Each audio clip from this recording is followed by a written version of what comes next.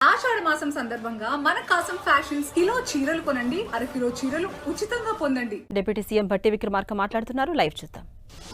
8 లక్షల మంది ఉద్యోగుల్లో పెన్షనర్స్ కి 9.8 లక్షల డిపెండెంట్స్ కి వాళ్ళ అవసరాలు తీరే విధంగా ఈ హెల్త్ స్కీమ్ ద్వారా వారికి కావాల్సిన చర్యలు చేపట్టాలి. ఇది రాష్ట్ర ప్రభుత్వం తీసుకున్న నిర్ణయం. అందులో భాగంగానే హెల్త్ శాఖకు సంబంధించి గౌరవ మంత్రివర్యులు ప్రత్యేకమైన దృష్టి సారించి దామోదర్ రాజనరసింహ గారు ఈ రాష్ట్ర ప్రభుత్వం తీసుకున్న నిర్ణయాన్ని వెంటనే దీన్ని అమలు చేయడం కోసం ఈ హెల్త్ కార్డ్ని ఈరోజు రాష్ట్ర వ్యాప్తంగా ఈరోజు ప్రారంభోత్సవం చేసుకొని అందించే కార్యక్రమాన్ని కూడా ఈరోజు ఇక్కడ మీ అందరి సమక్షంలో ఏర్పాటు చేసుకున్నాం. ఇది నిజంగా రాష్ట్ర ప్రభుత్వానికి చాలా సంతోషకరమైనటువంటి విషయం. అట్లాగే రాష్ట్ర ప్రభుత్వంలో పనిచేస్తున్న లక్షలాది మంది ఉద్యోగుల వారి కుటుంబ సభ్యులు పెన్షనర్స్ రిటైర్ అయినటువంటి వాళ్ళకు కూడా సంతోషకరమైనటువంటి వార్త. ఎందుకంటే భవిష్యత్తులో ఎటువంటి ఆందోళన లేకుండా ఎటువంటి అనారోగ్య పరిస్థితి ఏర్పడినా నాకు ఈ రాష్ట్ర ప్రభుత్వం తరఫున నా వైద్య నిమిత్తం అయ్యే ఖర్చు మొత్తాన్ని కూడా ఈ ప్రభుత్వం ట్రస్ట్ ద్వారా చెల్లిస్తుంది. కాబట్టి నేను ఎక్కడ ఆందోళన చెందాల్సినటువంటి అవసరం లేదని ఒక నమ్మకం, ధైర్యం ఆ ఉద్యోగికి, ఆ కుటుంబ సభ్యులకు కూడా దీని ద్వారా ఏర్పడుతుందని చెప్పడానికి నేను చాలా సంతోషిస్తా ఉన్నాను. అటువంటి నమ్మకం, ధైర్యం రేపు మీరు చేసేటువంటి పని దినాల్లో కానీ, సమయాల్లో కానీ, మీ నిబద్ధతలో కానీ, ప్రజలకు మీరు అందించే సేవా కార్యక్రమాల్లో కానీ పూర్తిగా పెద్ద ఎత్తున పనిచేయటానికి మీకు కూడా ఒక రకమైనటువంటి బాధ్యత, గౌరవం, నమ్మకం కూడా దీని ద్వారా కలుగుతుందని చెప్పడానికి ఈ ప్రభుత్వం తరఫు నుంచి నేను చాలా సంతోషిస్తూ ఉన్నాను. గౌరవ ముఖ్యమంత్రి గారు పదే పదే ఈ రాష్ట్రంలో మనం ప్రత్యేకంగా వైద్యం పైన, విద్య పైన ప్రత్యేకమైన దృష్టి సారించి కావలసినంత నిధుల్ని మనం కేటాయిస్తూ ఆరోగ్యమైన తెలంగాణని మనం సృష్టించడమే మన ముందు ఉన్నటువంటి బాధ్యత అని చెప్పి చాలా సందర్భాలు చెప్తూ ఉంటారు.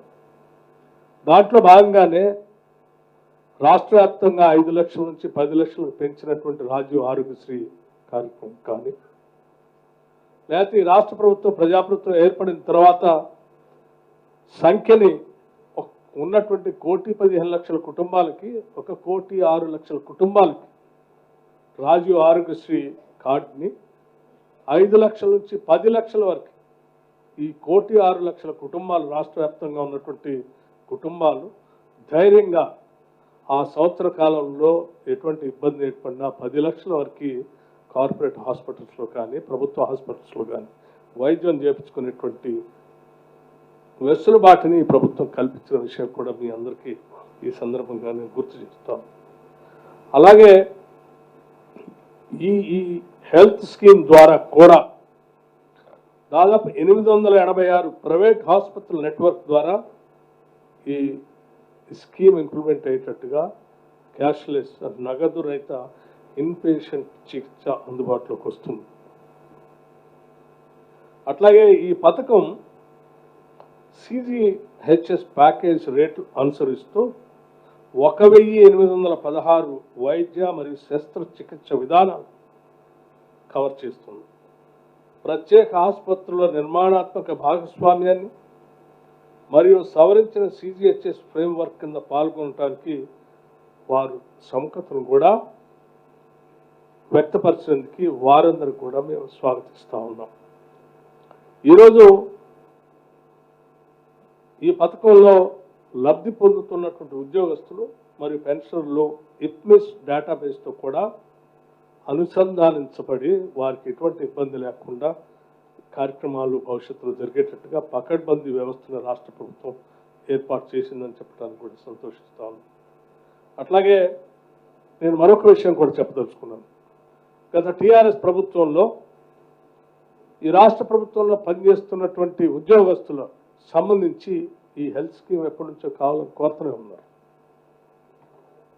అడిగారు. రిప్రజెంటేట్ చేశారు. చాలా సందర్భాల్లో మరి సకల జనులు సమ్మె పేరు మీద ఈ రాష్ట్రంలో పనిచేసిన ప్రతి చిన్న ఉద్యోగ దగ్గర నుంచి పై ఉద్యోగం వరకు పెద్ద ఎత్తున పోరాటం చేసి అందులో పాల్గొన్నారు. కానీ వాళ్ళకు సంబంధించినటువంటి ఈ హెల్త్ స్కీమ్ సంబంధించిన అవసరాన్ని మాత్రం రాష్ట్ర ప్రభుత్వం ఏర్పడినా వాళ్ళ రిప్రజెంటేషన్ రిక్వెస్ట్లు ఎప్పుడు పట్టించుకోవాలి.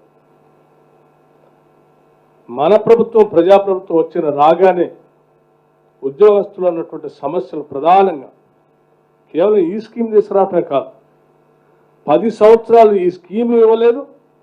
ఉద్యోగస్తులకి అందుబాటులో ఉన్నటువంటి పెండింగ్ మెడికల్ బిల్స్ కూడా క్లియర్ చేయకుండా పెండింగ్ పెట్టిపోయింది.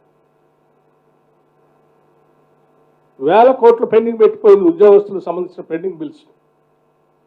దాదాపు నియరింగ్ అబౌట్ 10,000 crores 10,000 కోట్ల రూపాయలు ఉద్యోగస్తులకు సంబంధించిన పెండింగ్ బిల్స్ అలా వదిలేసి వెళ్ళిపోతే మీ అందరితో కూర్చొని మాట్లాడి దశల వారీగా క్లియర్ చేసుకుంటూ పోవాలన్నటువంటి ఆలోచనతో మొదటి నెలలో కొంత, ఆ తర్వాత దాన్ని పెంచుకుంటూ 500 కోట్ల నుంచి 750 కోట్ల నుంచి 1000 కోట్ల నుంచి ఈరోజు 2,000 కోట్ల రూపాయలతో ప్రతి నెల వాటిని క్లియర్ చేసి సాధ్యమైనంత వరకు త్వరితగతిన ప్రతి నెల మినిమం చేసి వాళ్ళ పెండింగ్ బిల్స్ లేకుండా చేయాలన్న ఆలోచనతో ముందుకు పోతున్నాం.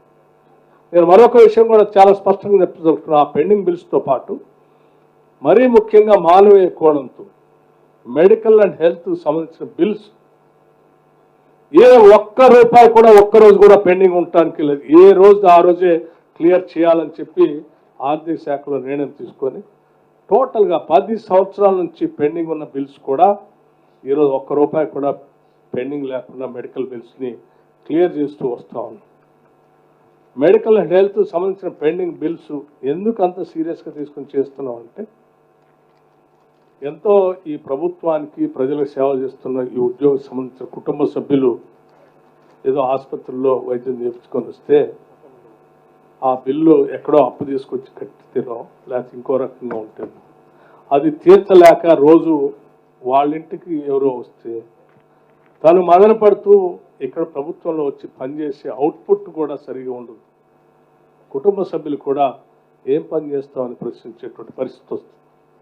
ఇది అత్యంత మానవీయ కోణంతో చూడాల్సిన అవసరం ఉందని చెప్పి మాకు ఎన్ని ఇబ్బందులు ఉన్నా మెడికల్ అండ్ హెల్త్ బిల్స్ మాత్రం ఎట్టి పరిస్థితుల్లో ఆపేది లేదని చాలా స్పష్టంగా